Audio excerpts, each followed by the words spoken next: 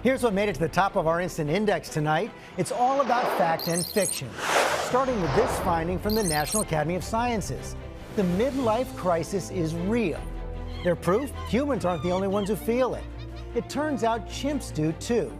Scientists found that, like many of us, they start out curious and inspired, eager to climb, swing, and hunt for food. But by the time they hit the chimpanzee equivalent of our late 40s, they're motivated more by status, a bit disenchanted with their youthful passions. The research concludes that the midlife crisis could be etched in our DNA, which may or may not be a handy excuse. And the next time you don't seem to be firing on all cylinders, forget the excuse that we only use 10% of our brains. That is fiction. We actually use 100%. Our brains follow the use it or lose it rule. Those cells we don't use simply die. But if you didn't know that, you're not alone.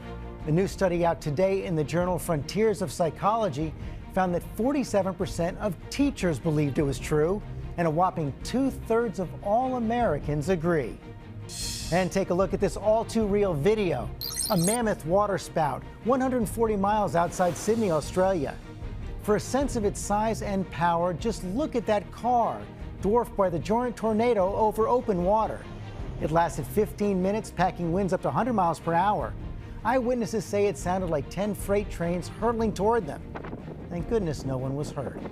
Boy, what a terrifying sight that was. And every day, we want to hear what captures your imagination. So tweet us your ideas for Instant Index at Diane Sawyer.